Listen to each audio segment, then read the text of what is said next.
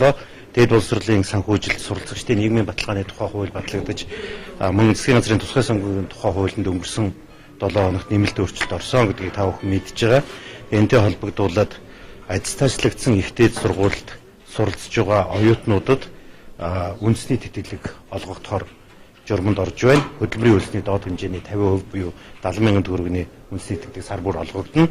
За үүнээс гадна урамшуулалт тэтгэлэг олгож байгаа. Урамшуулалт тэтгэлгийг бол 3.2 ба түүнээс дээш голч дүнтэй суралцж байгаа бакалаврын ангийн суралцагчдад за олон улсын магадлалын итгэмжлэлтэй болон гадаадын ихтэй сургуулиудтай хамтарсан хос хөтөлбөрөөр 2.8-аас дээш голч дүнтэй суралцж байгаа суралцагчдад эрэлт ихтэй мэргэжлэр эрэлтийн ерхий шалгалтаа 720-с дээш оноотойгоор өгөөд элсэж орсон суралцагчдад за эрэлт ихтэй мэргэжлэр 2.8 буюу түүнээс дээшийг голч дүнтэй суралцж байгаа суралцагчдад 50%-аар бодож урамшуулалт тэтгэлэг олгоно. Өөрөөр хэлбэл 105,000 төгрөг авна гэсэн үг.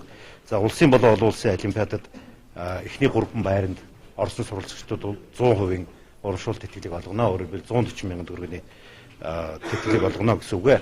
За сургалтын төлбөр бол бүтэн өнчин хөгжлийн бэрхшээлтэй, эцэг эх нь хоёулаа хөгжлийн бэрхшээлтэй, хөдөлмөрийн чадвараа бүрэн алдсан өрхийн нэг гишүүнтэй өрхийн нэг суралцагчдад бол сургалтын төлбөрийн дэмжлэг бол олгосон хэврээ байхаар энэ журманд заагдсан. За сургалтын төлбөрийн зээл дээр бас категорийн засч өглөө. Өөрөөр хэлбэл элсдийн ерөнхий шалгалтыг 600 буюу түүнээс дээш оноо авсан шинэ элсэгчид сургалтын төлбөрийн зээл авах хэрэгтэй болж байгаа.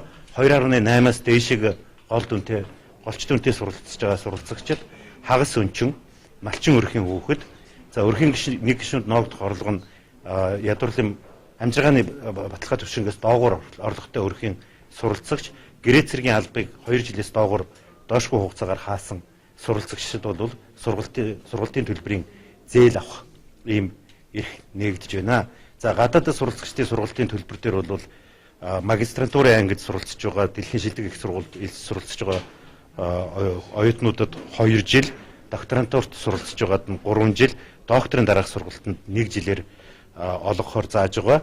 За бакалаврын ангид засгийн газарт эрэлт хэрэгцээтэй гэж үзэгдэж байгаа мэргэжлэр суралцж байгаа 3-аас дээшгээ голч дүнтэй оюутнууд бол сүүлийн 2 жилд нь зээл авч төлбөрөө төлж болохоор ингэж нэмэлт заалд орлоо. За засгийн газрын эрэлт хэрэгцээтэй гэж байгаа мэргэжил дээр бол 20 мэргэжил өнөөдрийн засгийн газрын хуралдаанаар батлагдлаа. Энд бол авто замын барилга, бага боловсролын багш, сургуулийн өнөг боловсролын багш, байгалийн ухааны багш, геолог, гидр механик, усны нөөц эколог, уул уурхайн ашиглалт технолог, уул уурхайн тоног төхөөрөмжийн ашиглалт, малын эмч, мэдээллийн систем, нефтхийн хадгалалт, тээвэрлэлт, сантехник инженерийн байгууламж, сэргээгт хэрчим хүч, нанотехнолог, биотехнолог, цөмийн энергийн технолог, дүрс оншилгоо, эмнэлэг зүйн оног авах гэсэн 20 мэргэжлийг батлаа. Үндэсний тэтгэлэг энэ сараас олгогдно. За урамшуулалт тэтгэлэг бол сургалтын дүн харах хэрэгтэй учраас энэ хичээл нэмэлтээс олгох. Яаж хамрагт хоёртнуудын хувьд одоо жишээ сайн сурах юм бол хоёулангийн ам гэсэн үг үү? Сайн сурах юм бол хоёулангийн чи байх үедээ. Одоо 2.8 буюу 3.2 хүртэл голч дүнд хүрэхгүй байгаанууд нь бол үндэсний тэтгэлэг аавна. Тэгэхдээ сургууль аттестачлагдсан байх шаардлагатай. Аттестачлал бүх сургууль хамрагдаагүй байгаа учраас одоохондоо магадлалын итгэмжлэгдсэн сургуулиудаар олгоно. Энэ ондоо багтаж бүх сургуулиудыг аттестачлсан байх шаардлага тавьж байгаа. Тэрнээс дээш өдрийн ангийн 150 орчим мөнгө тэдрэл авна да. Тэгээд сарихны сард олгогдож чадахгүй бакалаврын төлбөр олгож чадна. Гэхдээ мэдээж ямар хүмүүс олгох вэ гэдэг дээр хуулийн дээр заасан заалт байгаа. Өөрөөр хэлбэл суралцах чадвар итгэсэн ажлах төлөвшлөө илтгэн харуулсан байх шаардлагатай гэж байгаа. Өөрөөр хэлбэл хичээл таслаад байгаа нөхөрт бол олгохгүй гэсэн. Өөрөөр хэлбэл хүний үгс хамгийн 500,000 зарим сургуулиуд дээр шилжиж очиагүйгээс болоод оюутнуудыг хичээл сонголтыг хийхгүй гэсэн ийм арга үүсэж байгаа юм. Тэгэхээр үүнээс хойш оюутнууд төлөвшөж болохгүй байна. Одоогоор миний мэдж байгаагаар шинжилгээ технологийн их сургуулийн оройн анги дээр ийм арга үүсэж байгаа. Элсэлт авахдаа ректорын тушаал нь оройн анги гэж гарсан учраас өнгөрсөн жил бол орой ичний ангид олгоогүй шүү дээ.